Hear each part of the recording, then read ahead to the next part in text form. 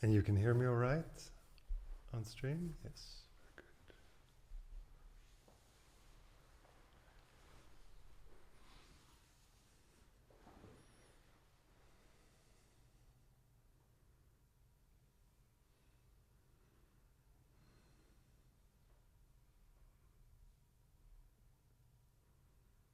Good.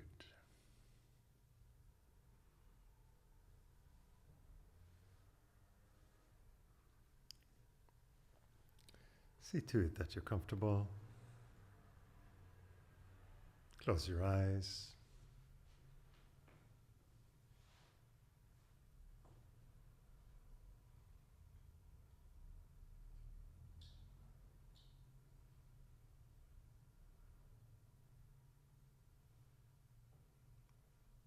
Recognize what is.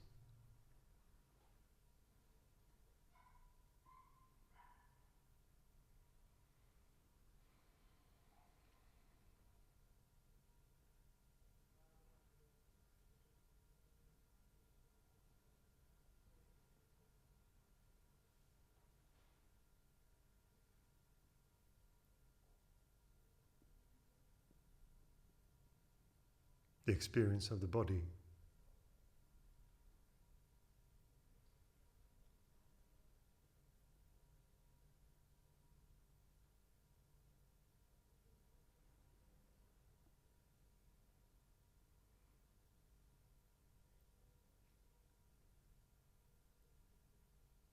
The experience through the senses.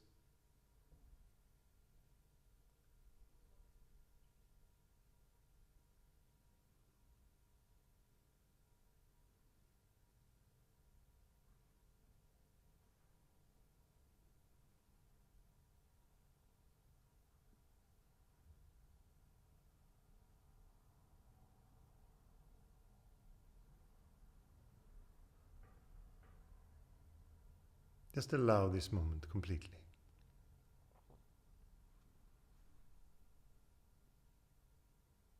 Just recognize everything that comes in this moment.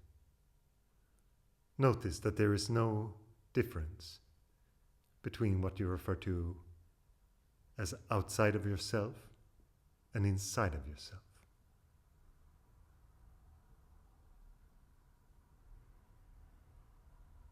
There is something in you that just recognizes this moment.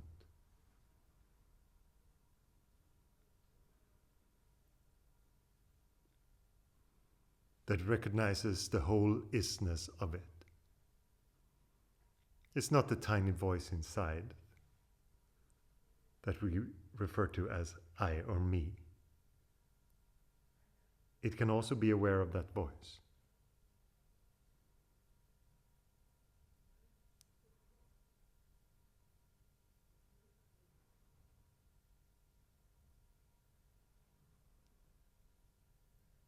What is it that says that not the entirety of the experience is you?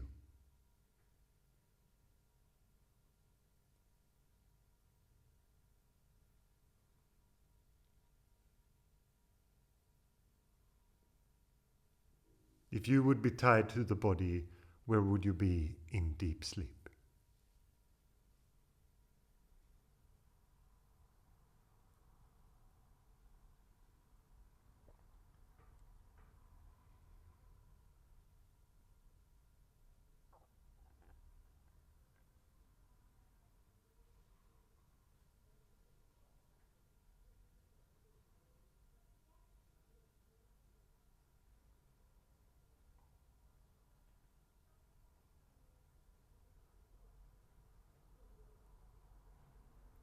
Recognize this unmoving aspect, the changeless. Unto all of consciousness comes and goes. All our experiences. The whole world of phenomena.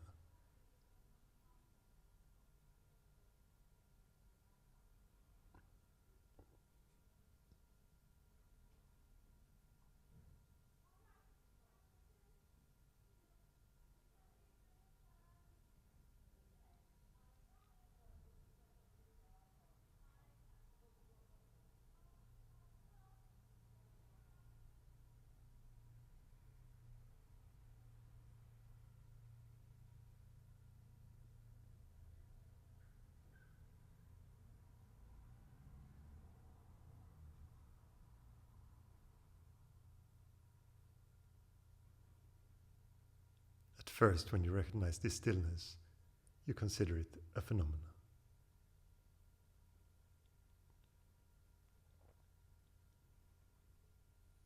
You say it has all the properties of a phenomena. It is something that comes and goes in experience.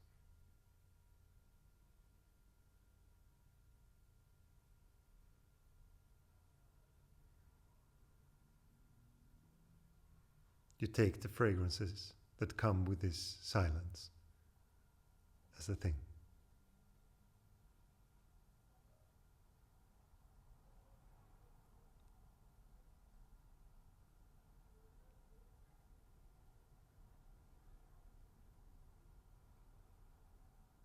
But the more you stay with these gaps, the gaps between thoughts,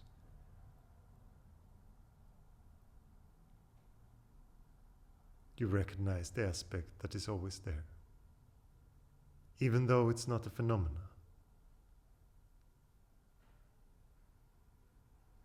its fragrance is always present.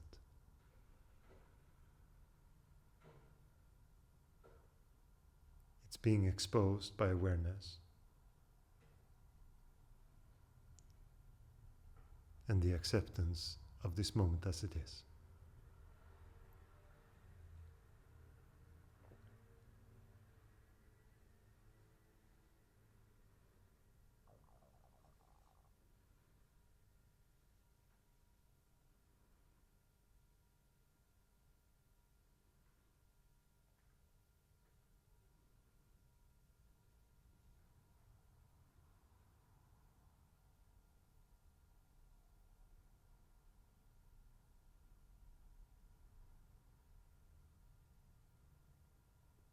You don't have to try to become it more.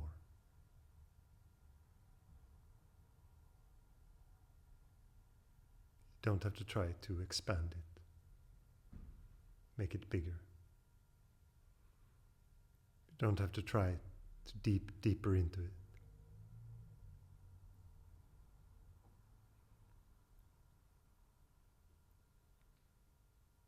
Because this silence is your nature.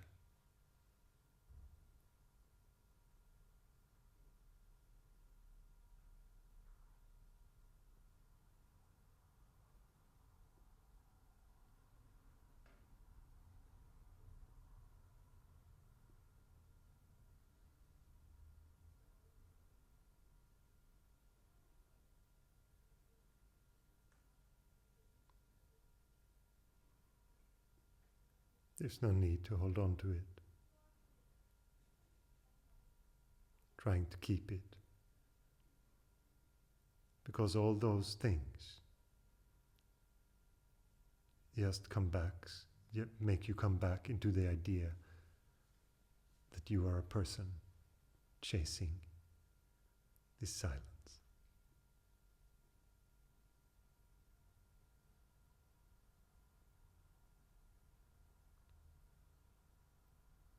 You are here.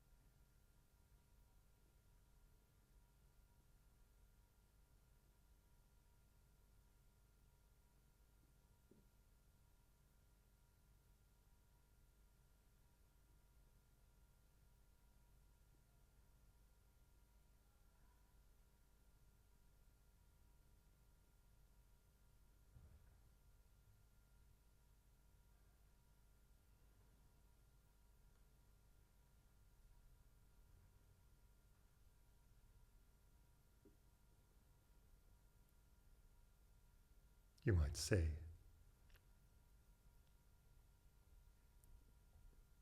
how do I become free of thought? How do I rest in the spaciousness of being?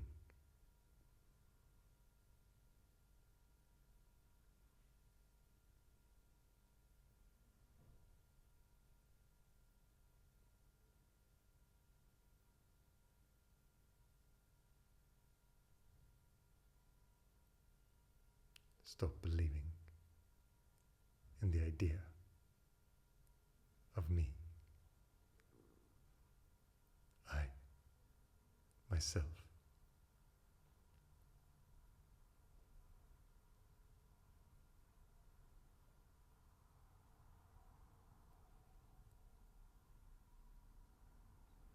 And when the sattvic state of beingness comes by itself,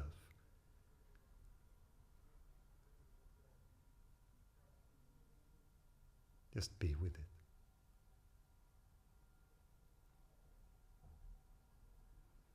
Allow it. Don't resist it.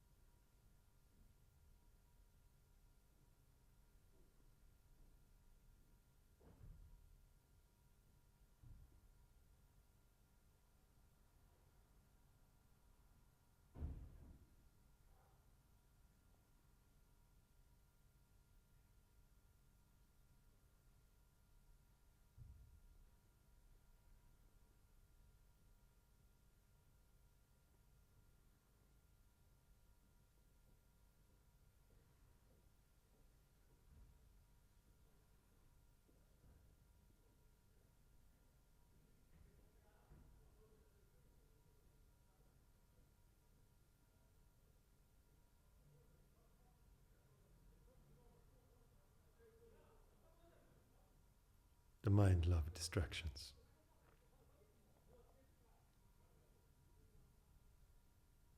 If you buy into them, the ego will give you an infinite stream to get occupied with.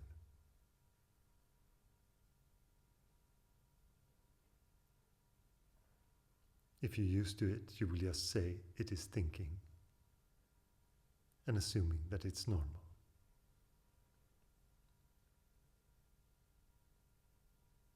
But it is a reality built on belief, built on ideas of the person.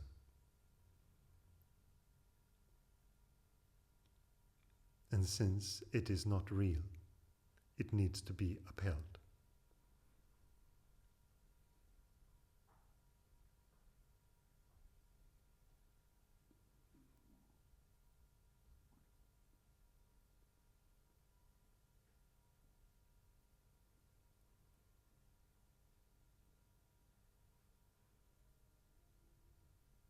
This is what shows what is permanent and what is not. The permanent does not need to be upheld.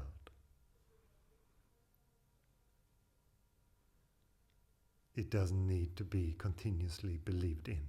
It just is.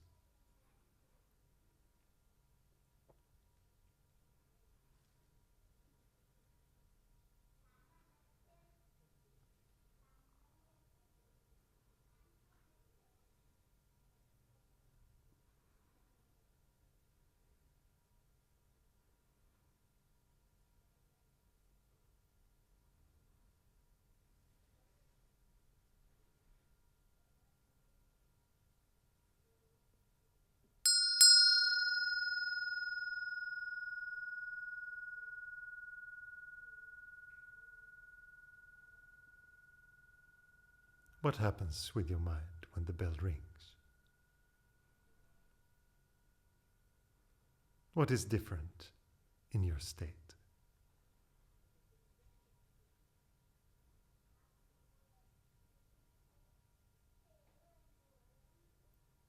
Are you free from the prison of sitting in meditation? Or is it the same?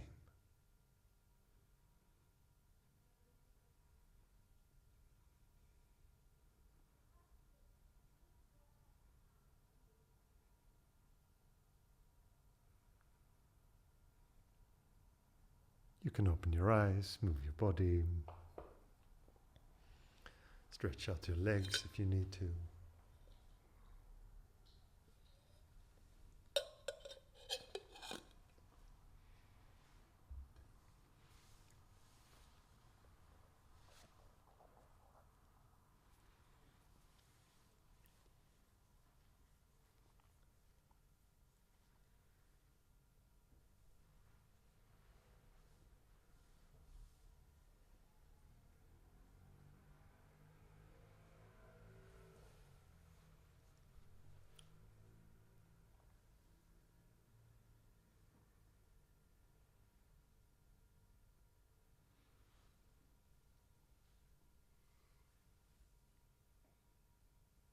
I try to once in a while direct you towards awareness itself. To just be in the moment completely. And just see if you can catch it. It's fine if it goes over your head.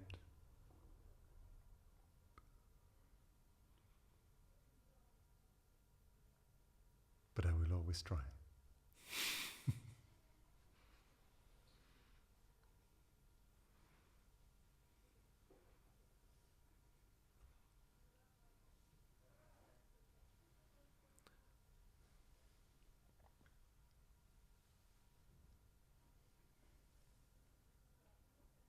And if you're caught in your mind, there are certain things that are good.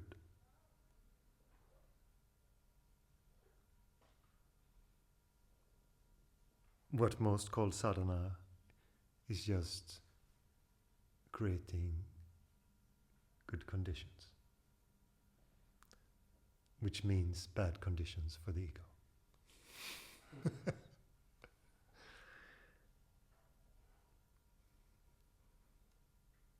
For example, doing things that has no purpose, just for the playful and the joy of it. For most adults, that seems ridiculous, because they're completely taken by their egoic mind. Everything has to be efficient and purposeful.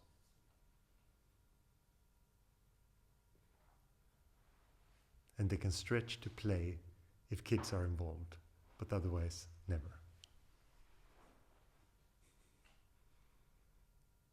And then it can still feel like something uncomfortable, but you do it for the kids. Maybe you have some joy out of it. But this approach is very important, because if your life is only about being efficient as possible, then the ego's grip on you is so total. It just all the time how to maximize everything for a future that is going to be better. That is what you say with your efficiency. But play has no time. It is just the enjoyment of now. And I'm sure that many of you do things that you just enjoy. Some people are even ashamed of these things because they might seem, if they're not great art, they might seem childish or even stupid. But these things are very important because they removes the idea of always chasing future. always proving the person. In play, you don't prove anything. You just play.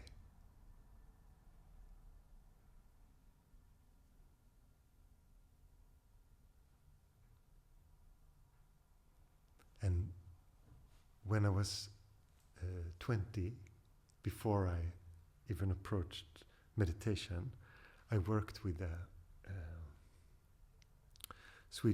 famous Swedish painter called Anders Österlin, and he asked me to make some music, as I made the electronic music for his for a piece of art that he did. And me and my friend, we were very happy to work with him and to do something that perhaps would be for an exhibition. And we were so ambitious and we worked so hard. And we presented it to him and he said it's fine, it looks very good, it sounds very good, lovely, lovely. And then it came to the exhibition and he said there wasn't room for it, so we never did it. And me and my friend, but we were so we did all that work for nothing, I said to this painter. And he said, what do you mean for nothing? It's art. And that is like the first memory I have as an adult, that someone reminded me of playfulness in a context as an adult. That what we did was just play, but we took it so seriously, and we thought we're going to have our big break now. Something is going to happen. And we were so focused on the goal, but he just pointed us back to that we just explore things. We just play. We see what happens with it. And this attitude is very, very, very, very helpful in life. Because we get lost in our efficiencies and we lose our humanity, and we always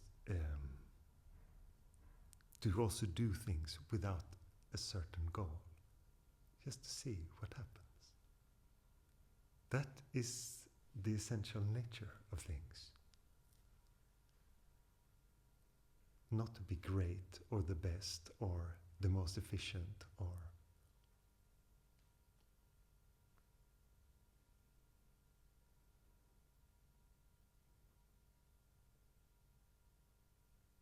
and you will notice that the ego does not like it. It has no room in that. Your mind becomes naturally spacious of it, playful.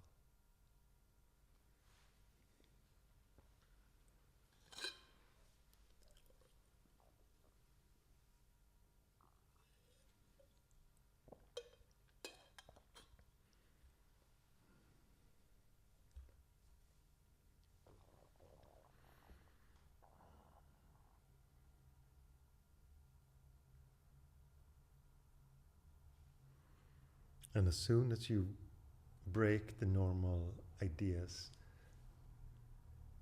of the ego, you will also feel that you're breaking something that many in society feels is the way to live.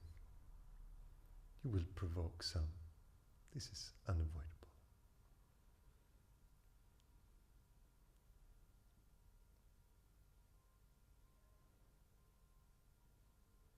But it's not meant as a provocation. It's just play. It's just what is here.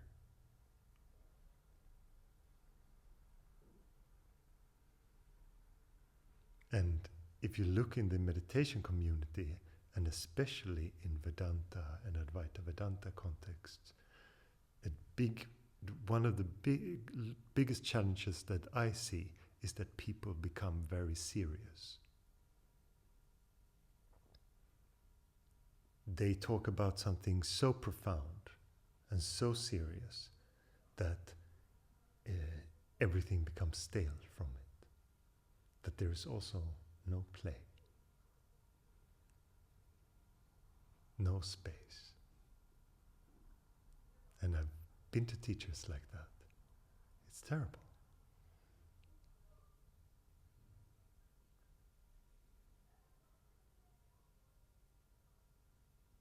Because, of course, you recognize that life is very precious, this moment is very precious, but that doesn't mean that it's very, very serious.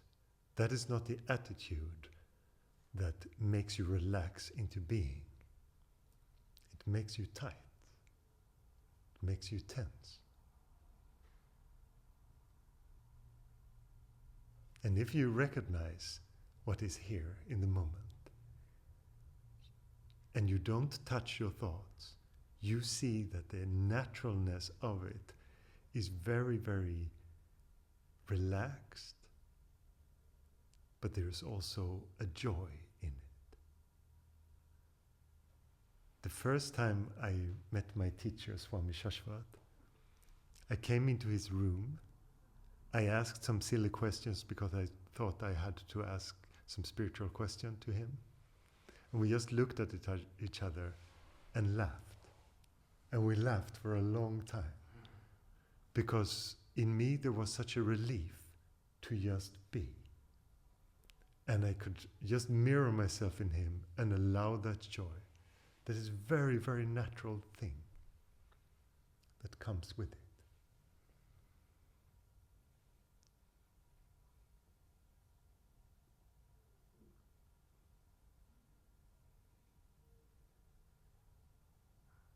And my guru is also very, very playful, always joking.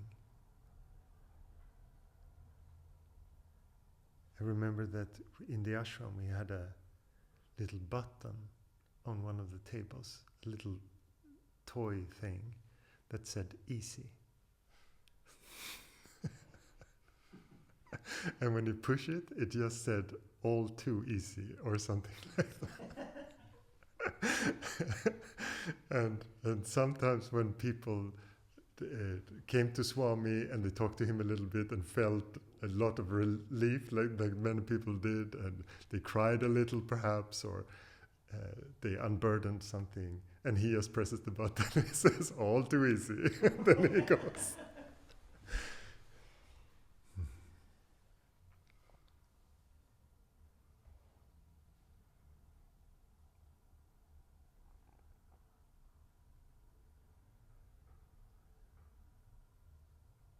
And it was especially beautiful when a large group of monks came and seemed very, very serious about this enlightened master, and they bowed and did all their things, and he pushes his button. It's a good thing.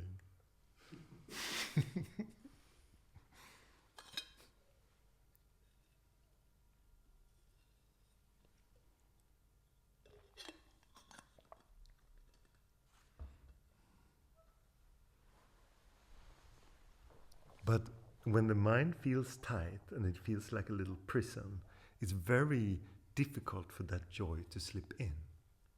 It's so full of noise and so full of pressure of what feels like the duties of every day and your situation that you have to solve, or your state of mind that you have to come out of, or whatever it is. That's why as soon as you get a little space, there is the ease of joy is so, it just comes automatically. You don't have to do it. You don't have to pretend to be more positive. That just creates a terrible state of mind. Many people are going to this. Seen so many, met people with that smear a thin layer of positivity on a thick body of negativity, and it just always seeps out. Because if you identify, you cannot unidentify like that, but the lightness and joyousness is your nature. And I think that many people don't even trust. They think if I let go in some way and I don't uphold my mind perfectly as I do now, I'm just going to fall into a dark abyss or something. But that is not what happens.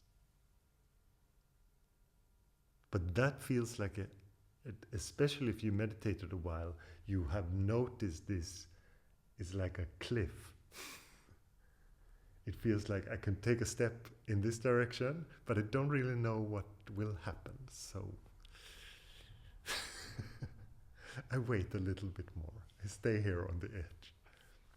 It's such a common state of mind for the meditator.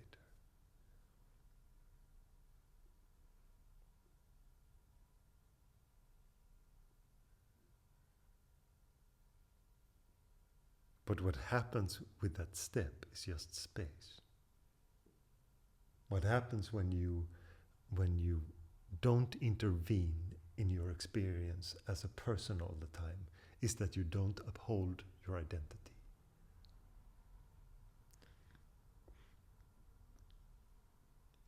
And you can see this clearly in the absolute, but also if you just come close to this, you will see the benefits of it. It will change your outlook on things.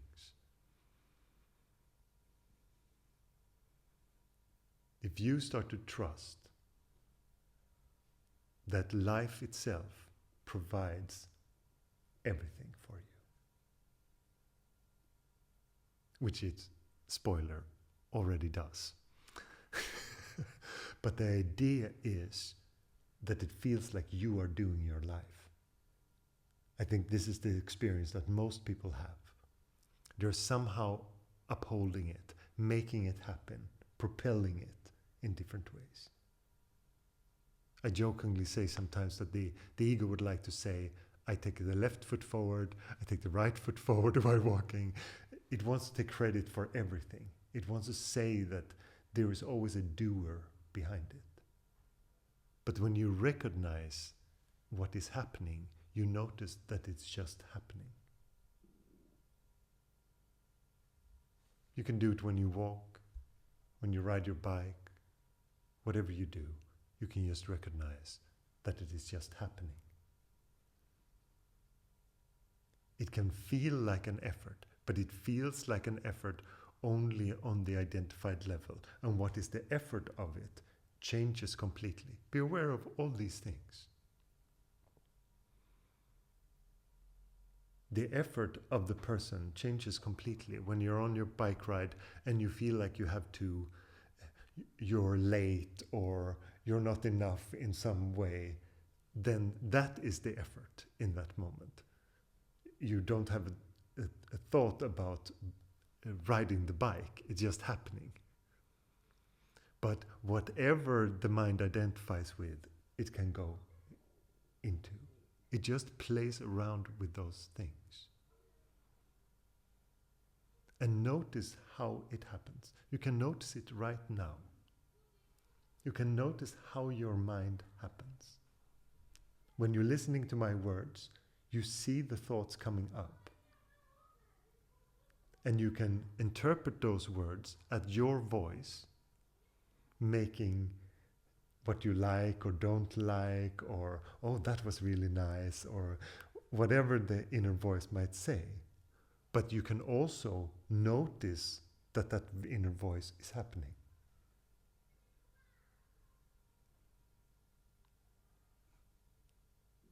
And if you're not used to that, it can feel very meta at first. That you can be aware of the idea of the person engaging and see what happens in that. And why is it that you can be aware of that? If you are the body and you are the inner dialogue, the inner monologue, what is it that says that you are them if you can observe them? Even if that thing observing them is not a phenomena, but it can look, it can be aware of. So you have to be the thing looking, not You have to be the eyes, not the thing they're looking at. Right?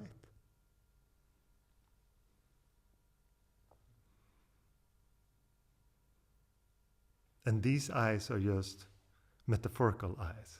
There is no eyes.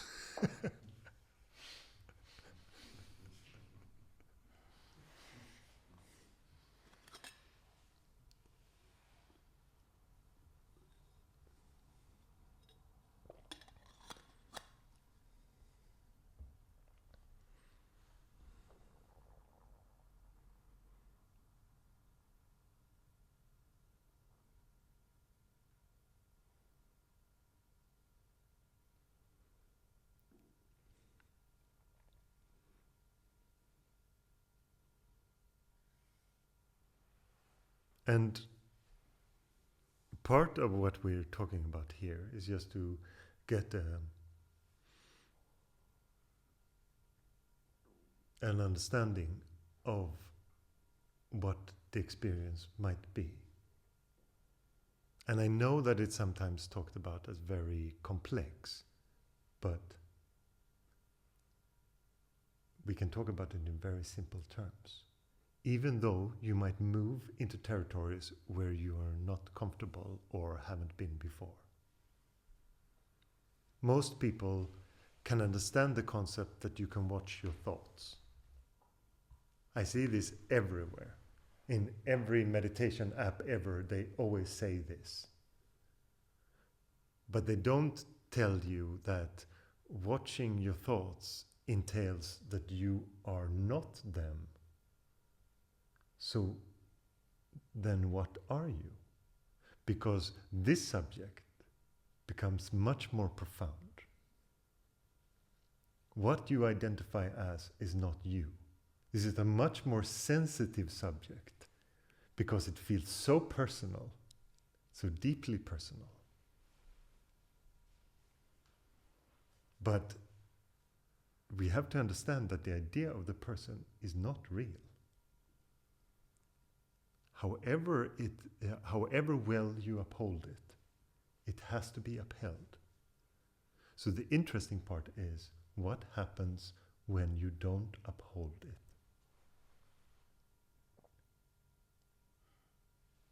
What happens when you stay as you are?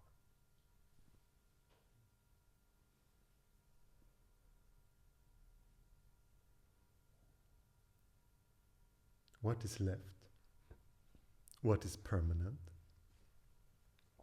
What is phenomena that are coming and going?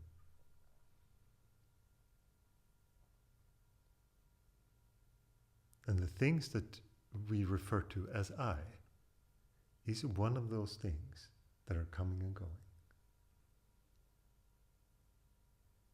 So how is that possible? And what happens when it's not upheld? And why is all conversations in society almost on the level of that idea of a person? While it's also, if you observe it, very obvious that the sense of the world and the sense of that person is so different from one to the other. And we have all these myths of what's going on in the identified realm. That people say things like, yes, but fears are needed, they're just a biological part, and blah, blah, blah, blah. So why do you have different fears than you? And you, and you, and you. Why is everything different? Why is one afraid of spiders? If that is a universal fear, it should be for everyone. Evolution.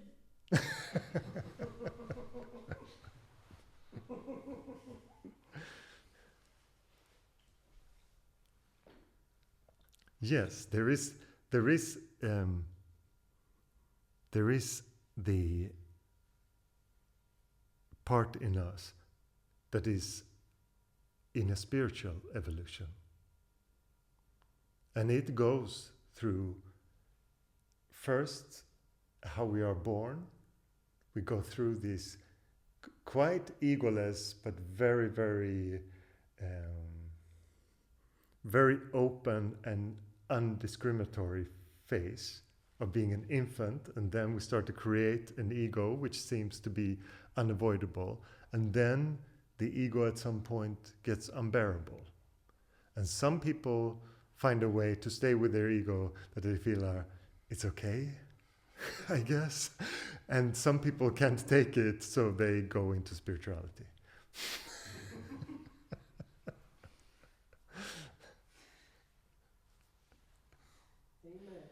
Amen.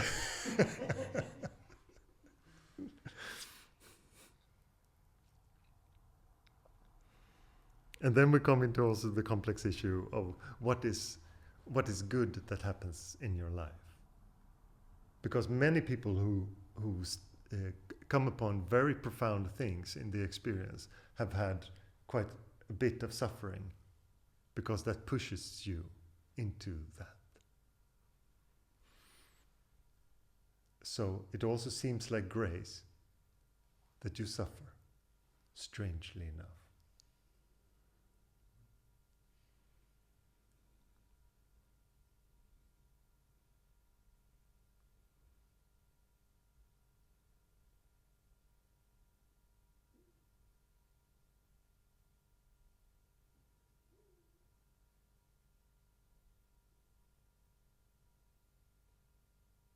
And the egoic part is so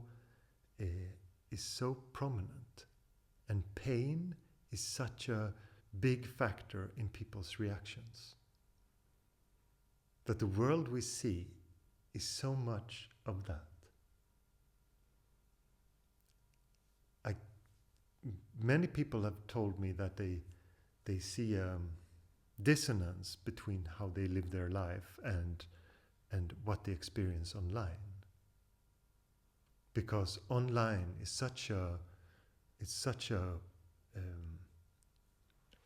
it's so easy for people to just express their pain. They get triggered by things and they express their pain. It's a little bit less personal than confronting people, so it's an easy out. So it becomes a big pain dump. A lot of pain just. And I've heard a couple of people that I talked to lately that said, I think there's some kind of dissonance between what I see online and how I live my life today. And because in my daily life, most people say, people seem kind, helpful. That's the main feeling you get. And if you look online on comments on things, it's very nasty, very divisive, very much polarity, very hateful it can be. And that is because if someone posts something really, really nice and heartful, it doesn't get any attention because it's done. There's nothing to do with that. There's no long threads of comments. People will just post a little heart. That's lovely. But there is no continuation. And the ego thrives in continuation. It just wants drama and it wants continuation. So, and I heard a guy who was working for an outdoors company with a social media marketing, and they had such a extremely cynical way of marketing their products, because they posted something and they always created at least one error, was in their brief how to create it, and they did a couple of things so that people would automatically react or wanted to correct them. And then they also had some other ghost accounts so that they could post on it so that it would just get engagement. Like some quite extreme comments so that people would react.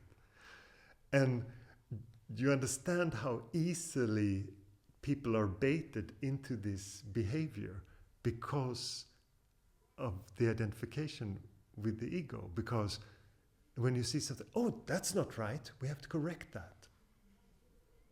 I have to tell them.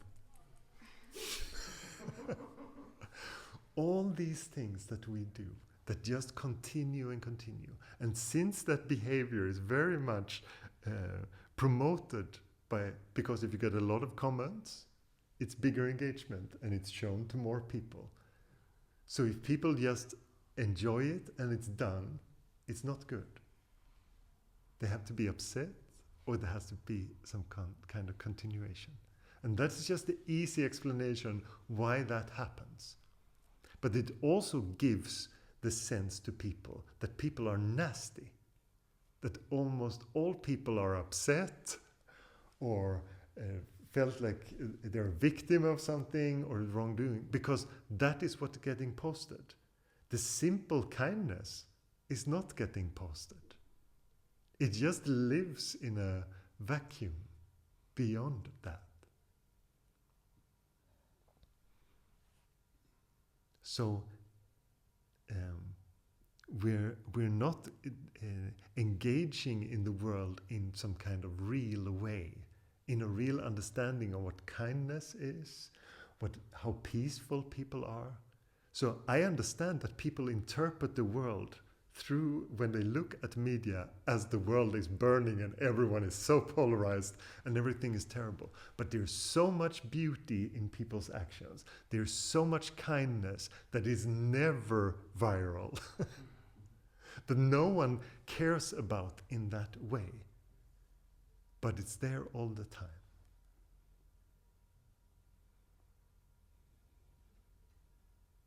And these things are good to observe and understand, because otherwise they can just take you over. And you draw simple conclusions about the world and its state.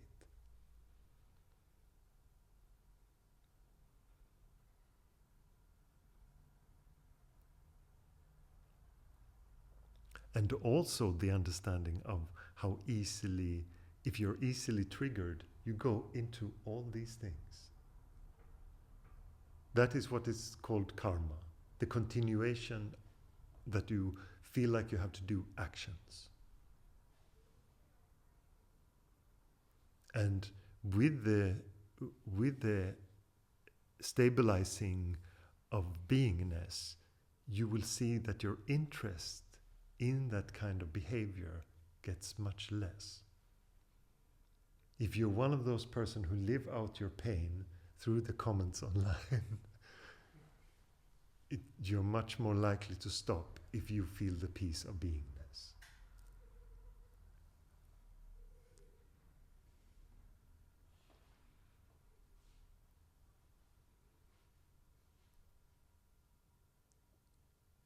And I recognize that it is a challenge for most people to just be in this life and to be identified with the body and the pain of the body and all these things. But there are much better ways of expressing than dumping your emotions on other people, because that is effectively what is done very much online and in many places.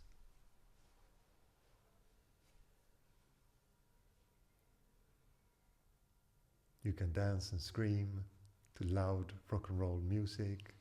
You can do so many things that just expresses your emotions, but then you have to have the awareness that they are there and that they are yours to deal with, and not project them onto your partner, family, friends, other people, politicians, whatever you project on, and just see it is here, it has to be expressed.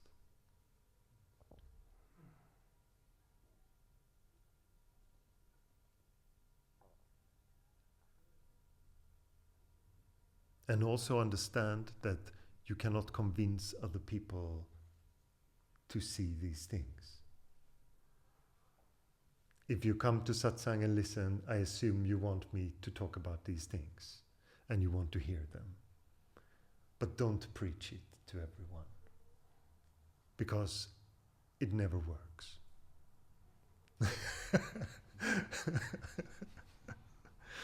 You have to understand how great. If everyone would just take care of their emotions in this way. I see it all the time. People hate it. No one wants to be told what to do.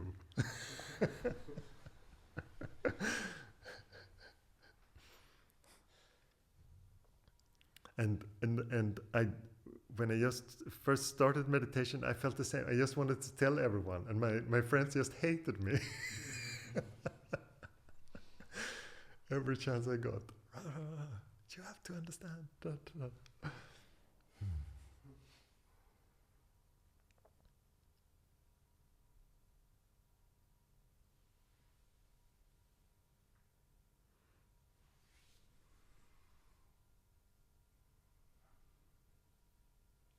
Because when there is space, it's so easy to also see other perspectives, to have empathy, to feel love for others. It all comes with feeling that your mind is spacious. When you feel threatened, small, like a victim, you won't do any good decisions in that. You will do them very much based on identity and just saving yourself as good as you can in this particular situation, and everything feels shaky and scary. But the more spaciousness is there, the easier it is to just give. And when you meet people, to really be with them.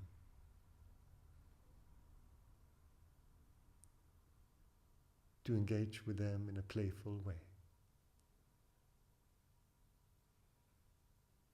To just be present with them. And see what happens. Instead of trying to change them or make them understand how good meditation is.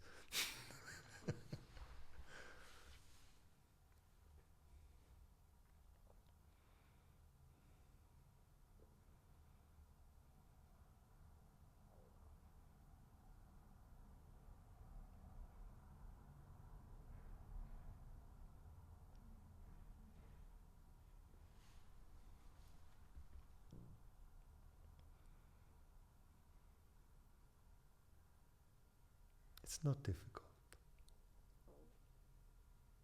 You just have to look at things that you might not be comfortable with. And I'm sorry to say it's not super intuitive. If you just listen to your emotions and your thoughts, it probably won't take you there. It will just say, but you can uphold this, you can continue this. You don't have to go into this vastness of just being. Please. I can give you nice creative ideas here.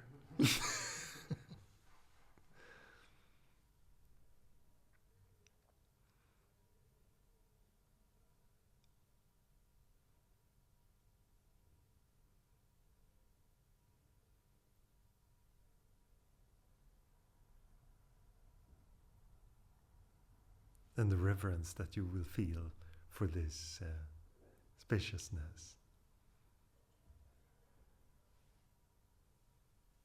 At first, when it starts to come by itself, it can feel like it takes you over, almost chases you.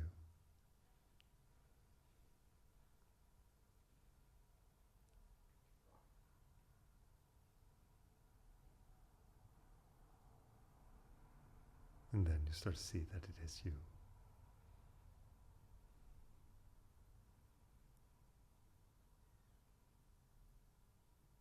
It's not a phenomena like that.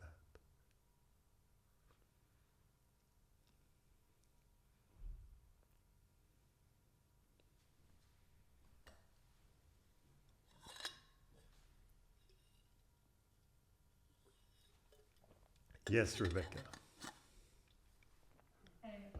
About 23 questions tonight, but I will Okay.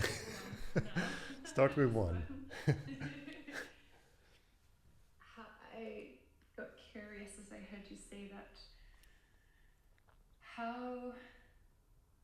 what indication do you get that it is not another phenomena? And That what is? the thing that chases you, that then you feel is you. Because I feel like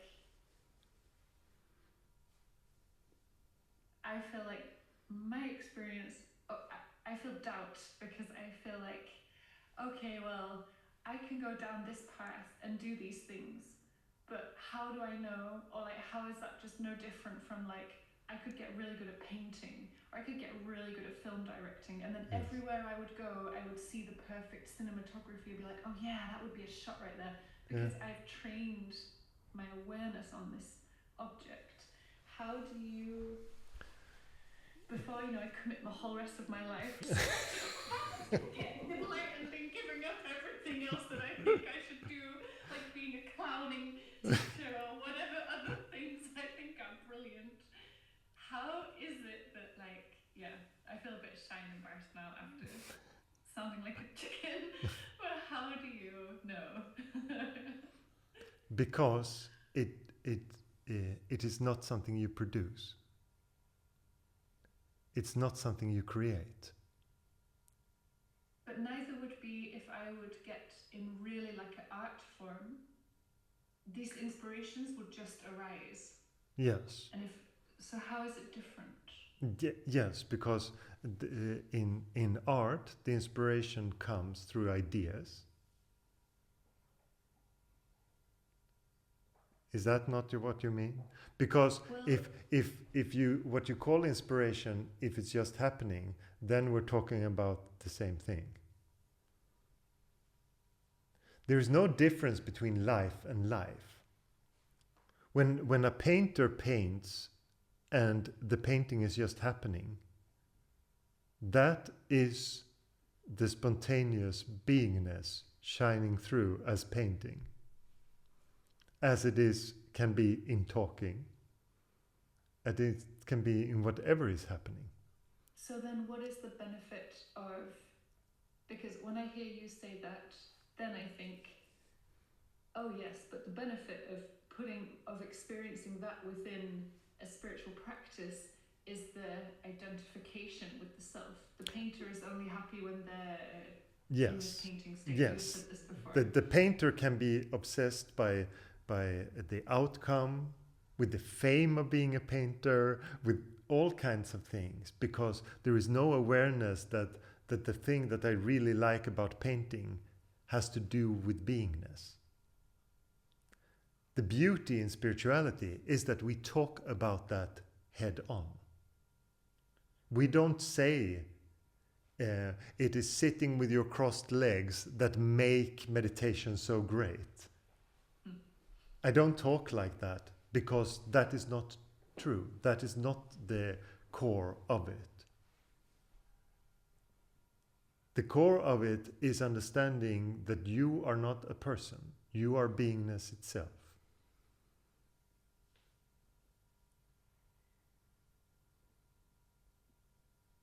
And committing to that does not mean giving up all other ways of doing things in your life or career ideas that you have. You can keep them as long as they're relevant. What does that mean? As long as they're relevant? Yes. Relevant to who? Like... Yes, but you could also phrase it like, as long as they are happening.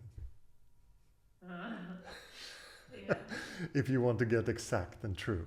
Yeah. Yes. Yeah. I think I understand. And what you're saying, and I would like to say it back to you, or how I've understood it. Yes. I feel really trapped in myself of maybe not following natural impulses to just because of fear of I'm not worthy enough to go out into the world and be creative or share just what wants to happen. but I will also tell myself that this is really like because these things are really not that important, or to who are they important, and these kind of things. Yes. And then I feel so trapped in not knowing how to move. Yes. Because then there's some part of me that is also then noticing the trappedness and going, knocking on the door like, hey, wait, no, this is just, come on, this just wants to go. Yes. But then then the knocking becomes also hard to distinguish from like an ego longing. I want to be seen. Yes. I want to be loved. I want to be appreciated. I want to just have friends or be part of a community of playfulness or this or this or this. Yes. And it's so hard to know. Don't use spirituality as an excuse to not live your life. This, I've seen it many times also, and especially if you look into the monastery traditions or ashram traditions. There are many people like that. They just escape life. They're afraid of things, so they stay in the ashram or the monastery. This is not a good way to live. And you can do that mentally by saying, yes, but nothing is worth pursuing, nothing is worth doing in life. It's just spirituality is the most important. This is a terrible way of approaching it. If you have some sense that a community of expression, of art, music, whatever you want to do, will bring some joy to you, let that be expressed.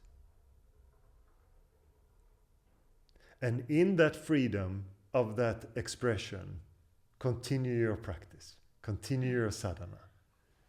Look at all of it. See what you hate about it, see what you love about it, see how it, when all your dreams come true and you express everything, see that you're still not done. This is the beauty of just following it, of allowing it. Because otherwise, it nags on you.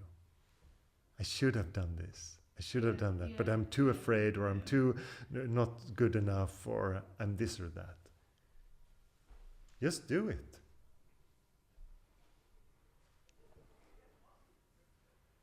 And if you haven't done anything before, you're gonna suck. You're gonna be really bad at it. And the people hate this. They don't want to be beginners. And mainly the older people get, the more they hate to be beginners. They don't want to look stupid. They don't want to look that they don't know what they're doing. This is most people's biggest fear.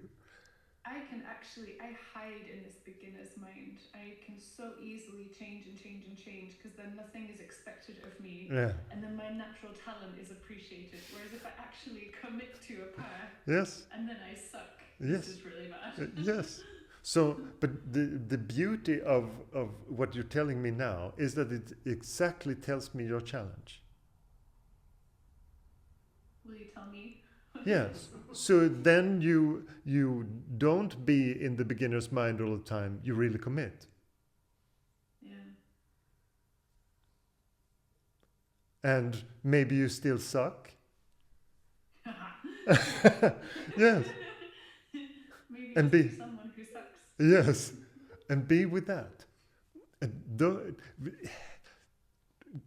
So many people are frozen because they think that the outcome is not going to be what they're like. But the outcome is never how you think it would be. It will just happen.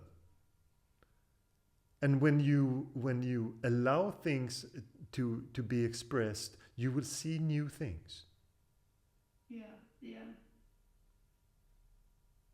Because they just are allowed to run their course. Yes. Like a breath or a wave.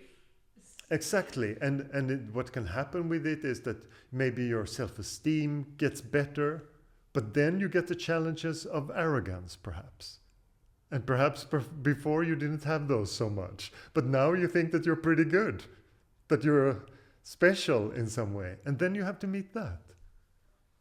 And Yeah, and if they get to be expressed, you will see it. But and especially don't use spirituality as an excuse for any of those that freezing.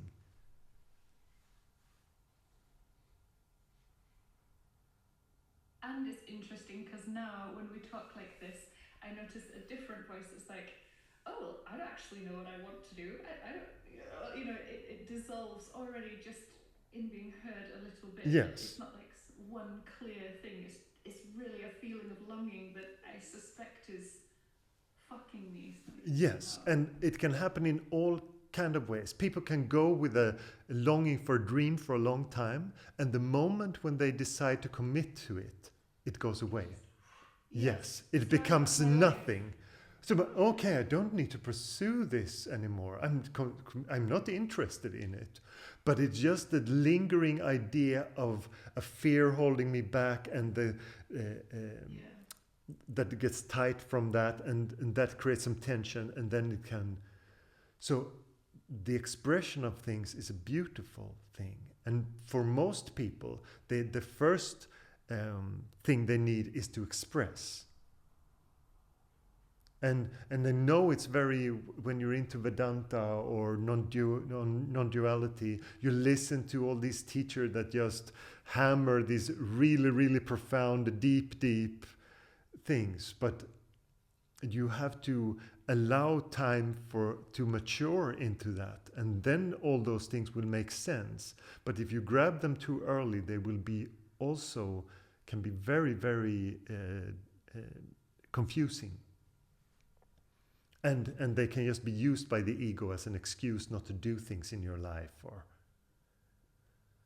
I've heard people who've been into Vedanta for a long time saying things like, yes, there's not really anything you can do, it's just luck if you get enlightened, blah, blah, blah. And they just completely freeze their life because of that. So they disqualify themselves. So this is also the balance between the sense of effort and effortlessness.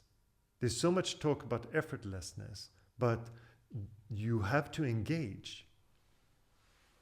And sometimes the one who is too inhibited by fear really needs to engage. That becomes the sadhana, because that challenges the ego's status quo. That is the challenge. It's so hard to balance that with like it not becoming just constant chasing. Oh, well, I need the community. Oh, well, now I went back to England and met them and they're all boring. I don't want that. Oh, no, actually, it was this I wanted. It's hard for me to discern these things. But the longing of it and the idea of something and the actual experience of it is two completely different things. Yeah. Those are almost never in line. No. Just think of all the ideas that people usually have about relationships and all the romantic ideas and what a relationship in actuality is. It's not even on the same planet sometimes.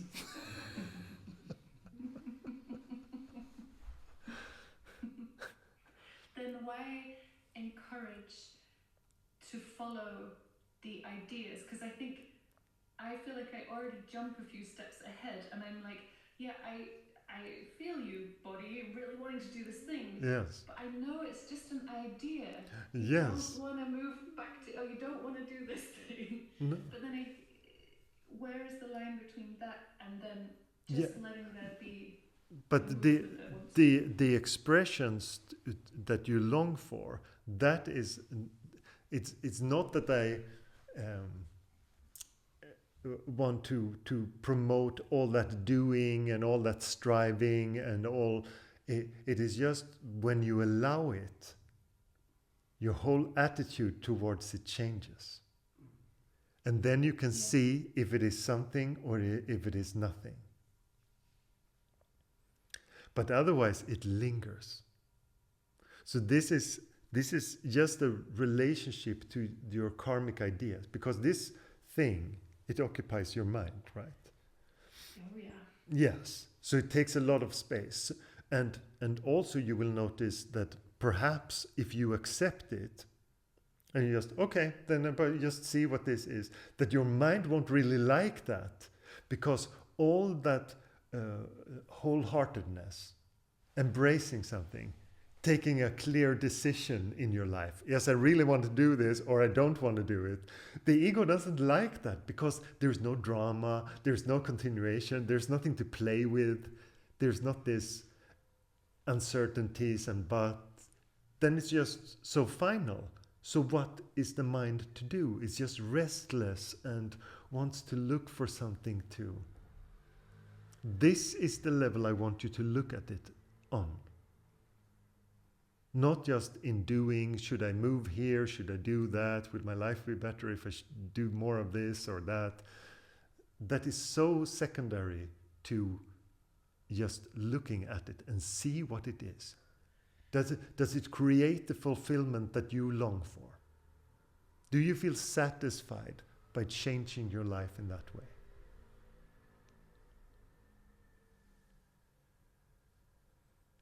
What? I feel like I went into a house of mirrors and asked my question, and everywhere I looked, it got a good reflection. So I feel like I have a way Yes.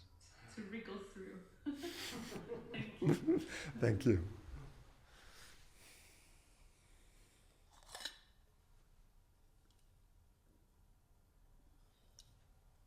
Someone else?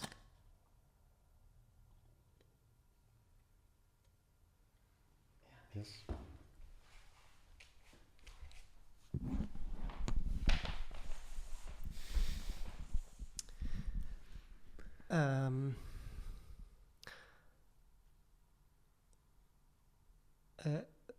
My work is a sort of strange place for me to be now. It feels like there's it's like everybody seems to be sort of super stressed and caught up in, and it's sort of easy to see what all the sort of egoic patterns that are going on, and the project managers being very busy and efficient, and but there's so much of that sort of energy in my office now. It's just like everybody's like trying really hard to accomplish things and be the best they can, and like this sort of drive, and it's like it's exhausting, and it's sort of like I can I've sort of realized maybe recently I need to sort of put up some boundaries to things. Maybe I need to work from home a bit more, just so I'm not in that place. Because sometimes I come home, and even if I've been working very hard at being just grounded when I'm there and stuff like that, the sort of energy is so like, it's just so intense sometimes. And like my boss is just really, oh, we have to do this, and like it's just so crazy. There's so much like activity there. And I sometimes, something what you said earlier, like I find when I'm feeling like I can't express something myself, or I'm like, I have a sense of disease, then I go straight to like, oh, I need to tell these people they can't be doing like this. They need to start meditating. And obviously I realize, okay, now I just feel overwhelmed. I just need to feel this feeling and stuff. So I think I sort of really understood that sense in myself. And I understood that maybe I'm not particularly, or I'm quite sensitive to stress in any case. But I just wonder about the sort of basic day-to-day sort of ego madness, how to sort of cope with that, because I feel like I'm sort of reasonably rooted in being or whatever. Like I feel like I have contact with that most of the time, but it's so much that just kind of sucks, or at least I find myself just getting so easily kind of drawn into this. And in those kind of relating to people is the most difficult, one of the most difficult ways of staying, as you said, and especially that you find someone as your boss, that is your authority, and you have to follow, and unwillingly many people just also follow the emotional lead of a person like that, even though they're completely taken by their emotions and their sense of stress, and they have no awareness with it at all. It's so easy to just follow that, especially if someone is there to lead you in other areas. But the more comfortable you will be with the beingness, then those things will also fall away. You won't follow people like that. And people around you might find you that you don't take the situation as serious enough. I say this from my own experience in my work life. Because you won't feel that it is that important. You will feel like other things, how people are treated, how the morale in the group is, other things will stand out much more to you as important, because they are much more important. And there's nothing wrong with that, but you have to be okay with that they will might find you strange. But they will there's usually a duality to this. There are two sides of it. That is both that they might find you a bit strange in certain situations because you are calm when everyone else is stressed, but also that you become like the one you can lean on, because when everyone else gets stressed and you don't, they see that. That is also very natural. And it feels like sometimes like all the people who take spirituality and go deep in it and find some peace, they never want to be in situations and workplaces like that, so they find something else. But that is also in a way a shame that the people who have some kind of peace are not with people unease. But I understood that completely, because even if you feel very, very grounded in your beingness and it feels very peaceful, you won't like stressful people, nasty people, people who try to push you around. You will still find that not nice. So if you have the choice, the chances are that you will choose something else. Yeah, because I feel like with all the sort of people who are working really hard, it's the sort of the project managers who are working so hard, and you can also see it. I feel like it's so easy to see through what's going on, this sort of like, oh, we have to really work hard at this, and like obviously they're just looking for, love and for people to see them and to be understood and appreciated, and and trying to work hard and to be, so everyone can see they're working hard. You see how hard I'm working, I'm really stressed now, do you love me now? Like it feels so transparent. And I think with most people, I feel like I don't need to sort of act like that. With my boss, I do feel realistically a little bit like I have to be, okay, yes, I'm really, I'm going to get really stressed as well. Like, but I do still feel like there's this sort of the craziness of a sort of normal work day. It's just sometimes like I just come home and like, fucking hell, like people are insane. What are they doing running around like all day long? It's so crazy. Yes. Like, can't you just, what's the point? Like, can't you just be calm? That is a very sane way of, and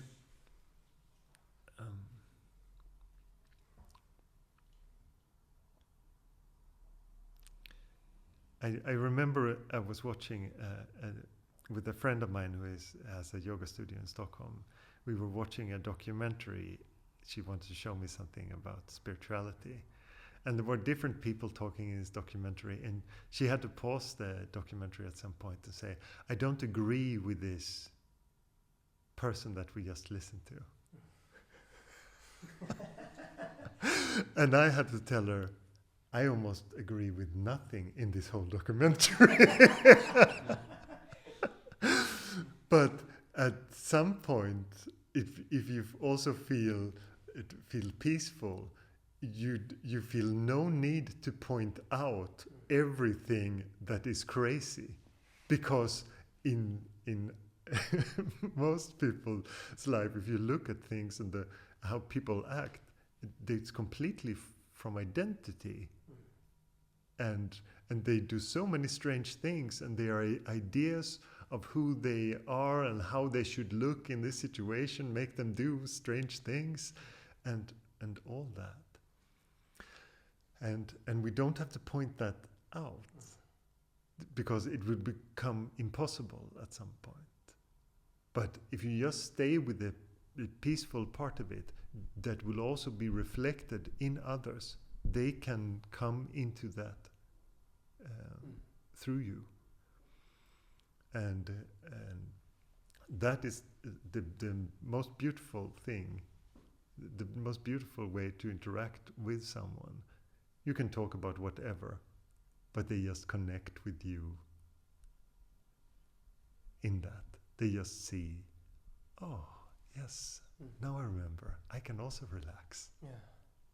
I don't have to push always. I can take a step back in this. I think a little bit like Rebecca's saying as well, like sometimes I because I don't want to turn, I could go and live in an ashram, maybe when my children are a bit older, and I could, or, live in a monastery for years and just then those people would be calm, right? But I don't want to turn my back on the world. I want to follow the tantric path. I want to be in the world. That feels very, I don't know, that just feels like a very natural path for me. Yes. So I wonder as well about this sort of I just want to if I were, to get a new job where people aren't so stressed the whole time, I kind of a little bit feel like, am I just avoiding the world? Yes, if you know what I mean. But as I said, with also, there is still likes and dislikes. So you will still find one place nicer than another, and you don't have to tolerate it if it's not. It won't bother you really. It won't leave any lasting scars, but it will just be nicer to be in an atmosphere where people treat you nicely. And you will also naturally be drawn to that, because why be with assholes?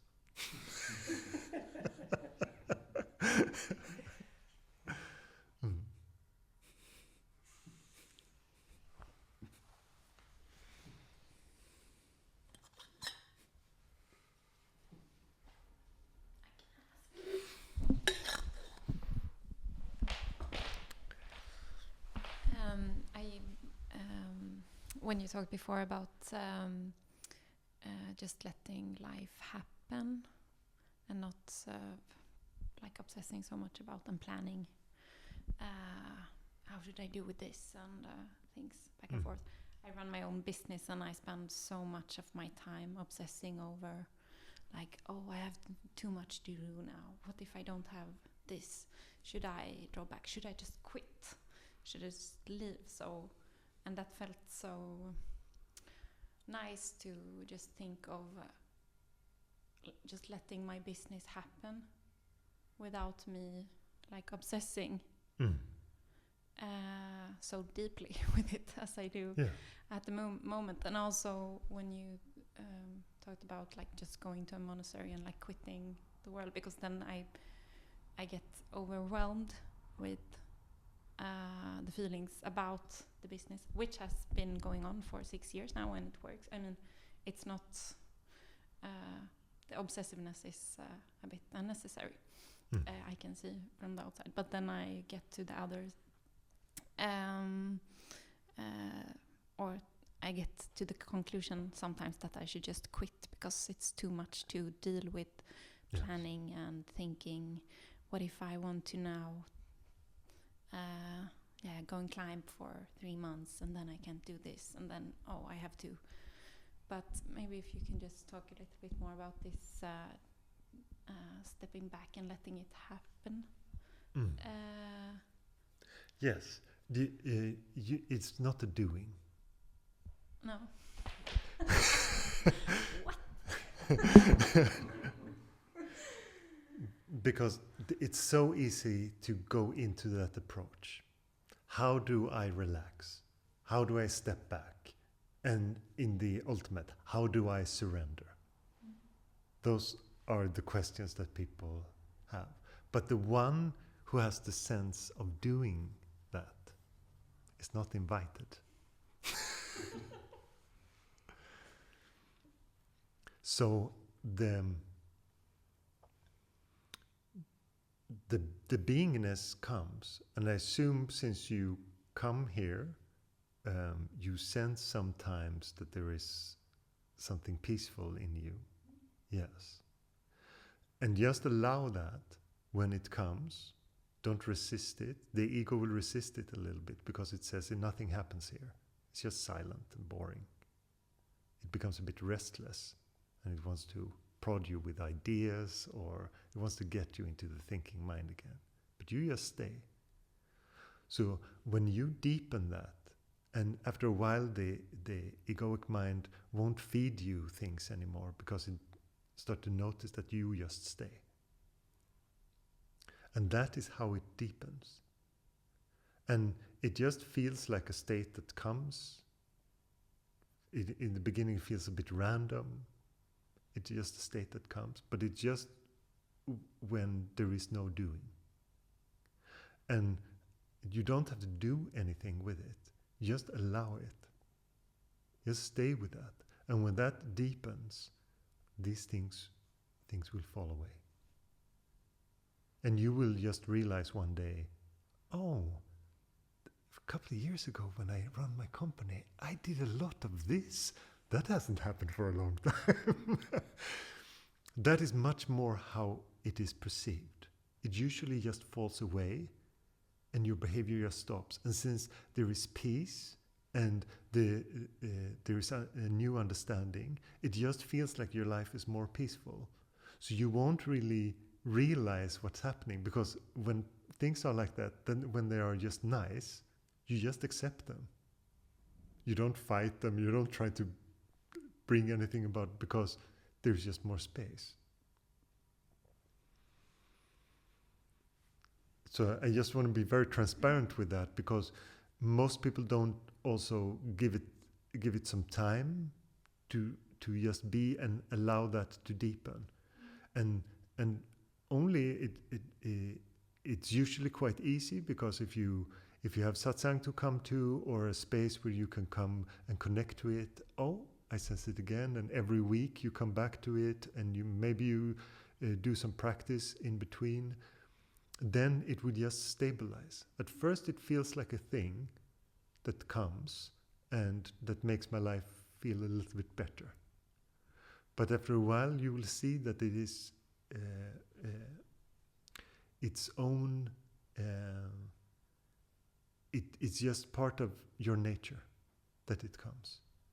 And it just feels, it starts to feel like there is a stability, and things, when you really lose your balance, when you're identified with thoughts and you get really scared or really worried about things, you will remember it.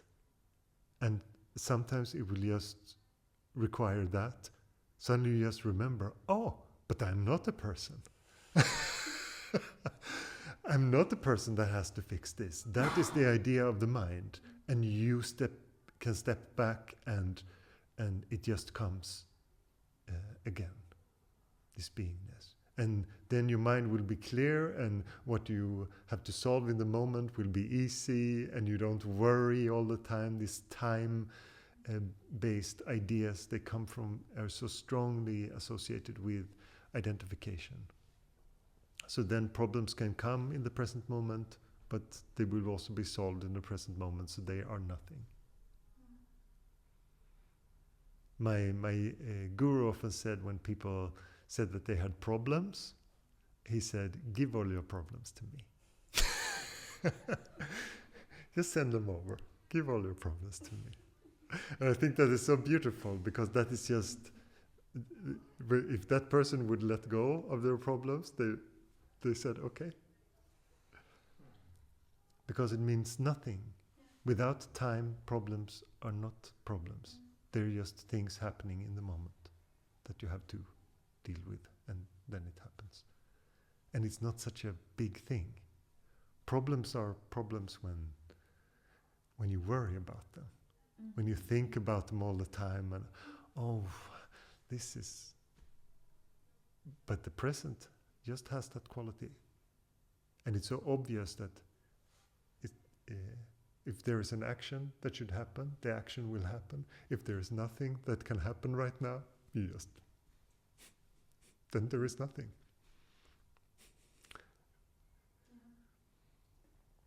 So the ego's identification in time is what creates all those problems and all the worry and all. Yes. So the solution is not to try to cut out the ego, to destroy it somehow, or all these ideas that many people in meditation can have, to purify myself, all this as a strategy. Just stay with the beingness when it comes. Let it be. And don't follow the ego when it wants to create a drama, or it wants to create something with this, or just that something is happening instead of this nothingness.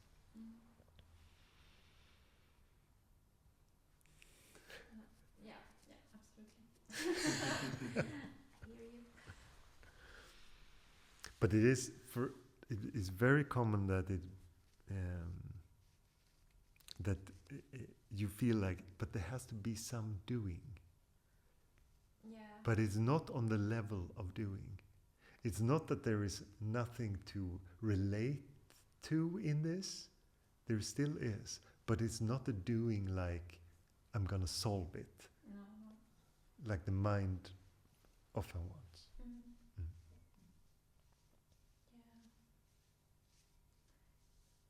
I've also... I've been when I'm sitting down and meditating, I can feel like a presence with the beingness, but then also like very like dirty sense in the body of,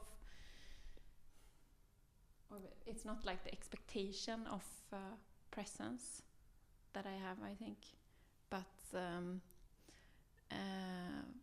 like a lot of emotions in the body, and all of this is I don't know what I want to. I was just curious that it's or I have a problem understanding maybe what to do with that. The stickiness of emotions. Yeah, but still like feeling present and like connected to the beingness, but then all of these things just sitting there around me, very like present also. Yes.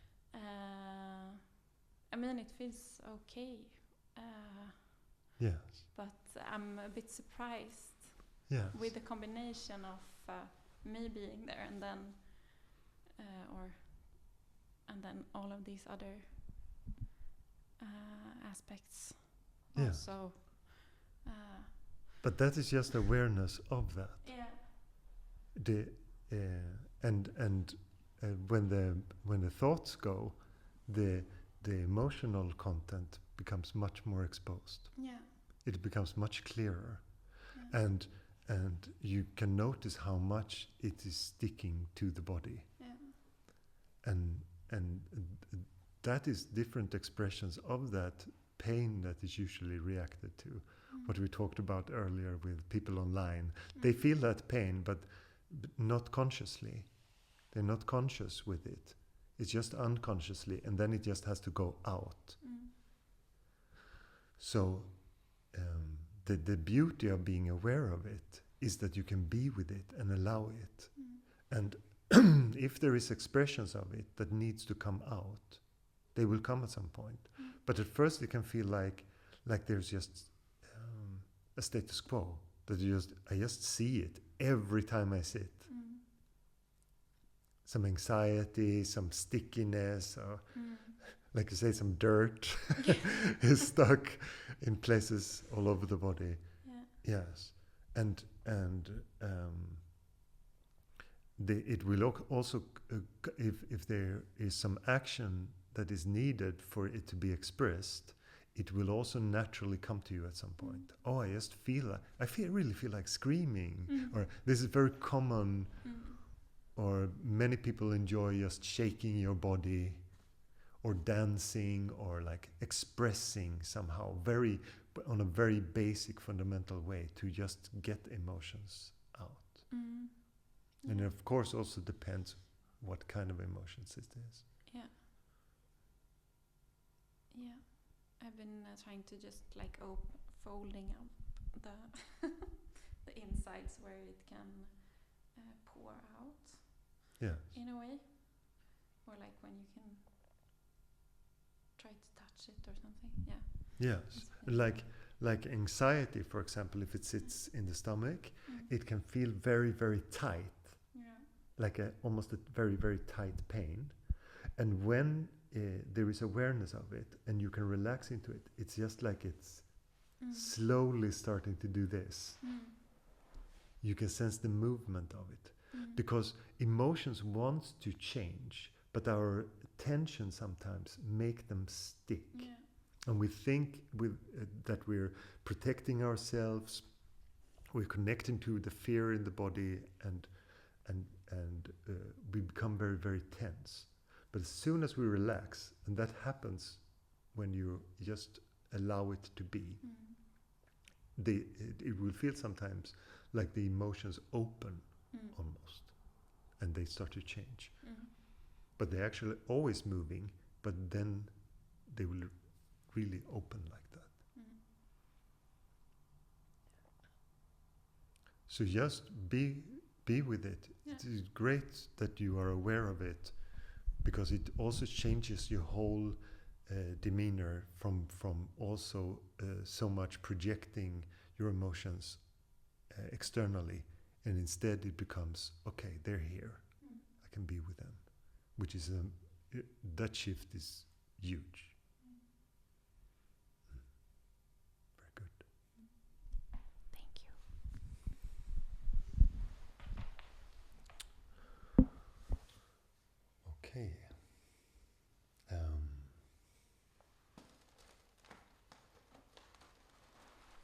I see that time is running away.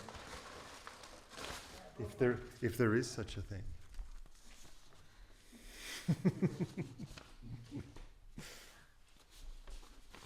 Let's sing something.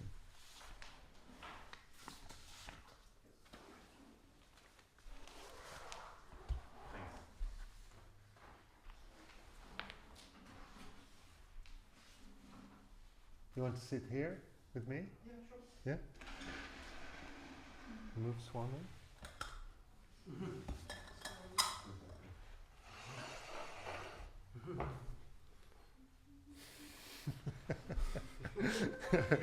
Hey guys.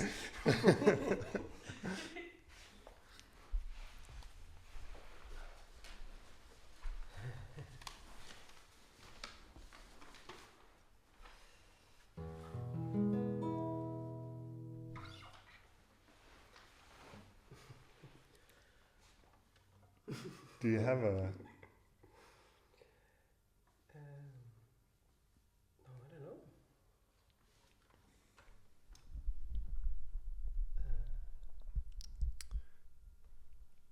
Okay. Oh, I love Hey Govind. Yes, let's go.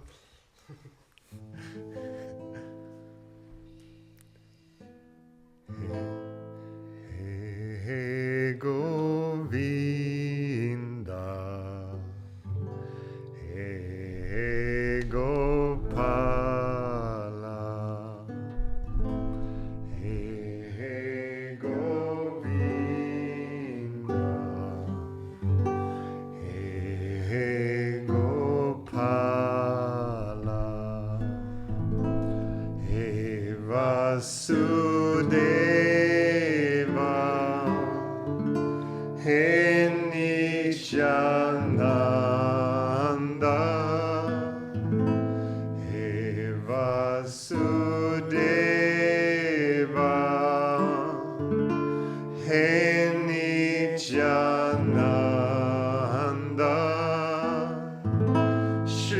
Radhe Radhe Radhe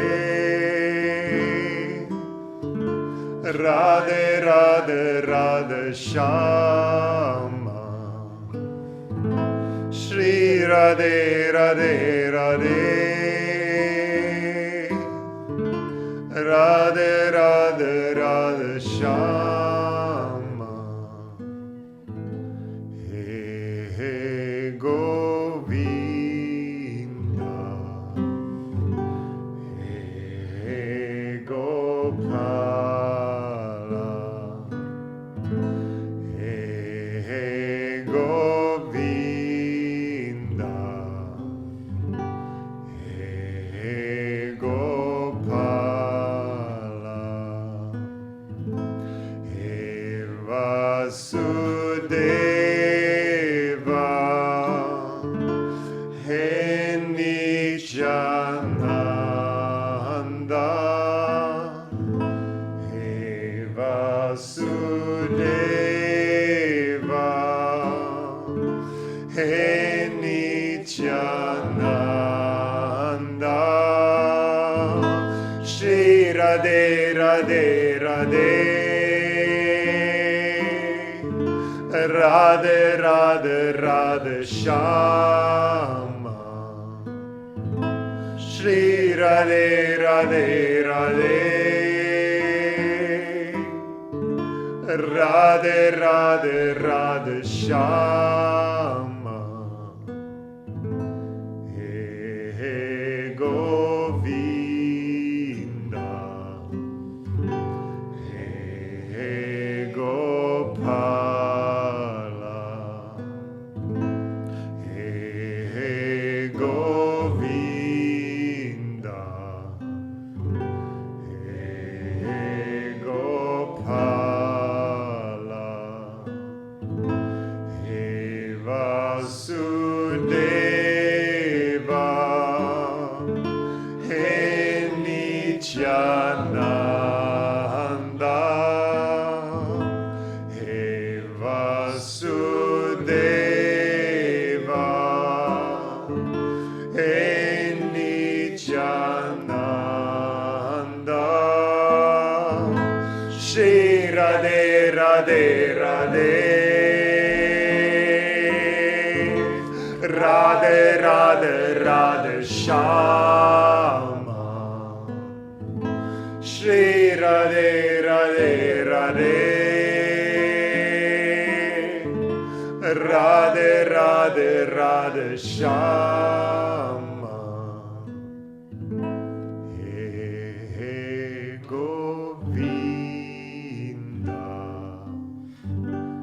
He He Gopala He He Govinda He He Gopala.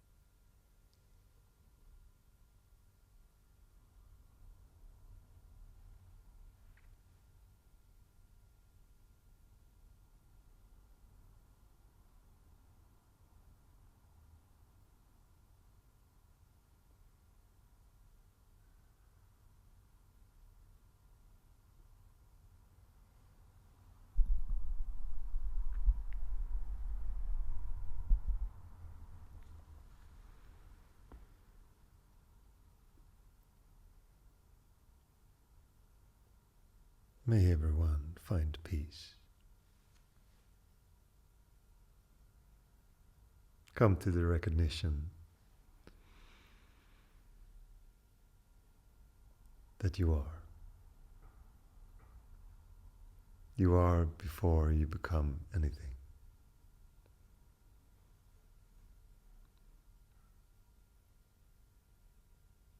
You are beingness itself, awareness, prior to even the body.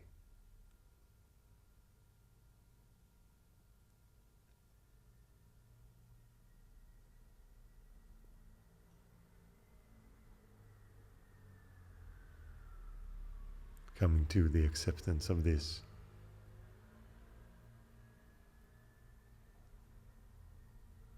Start this journey of spiritual discovery.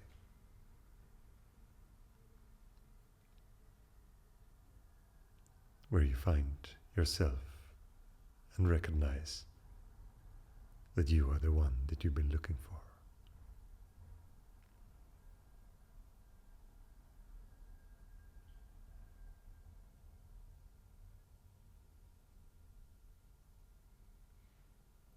Om Shanti, Shanti, Shanti.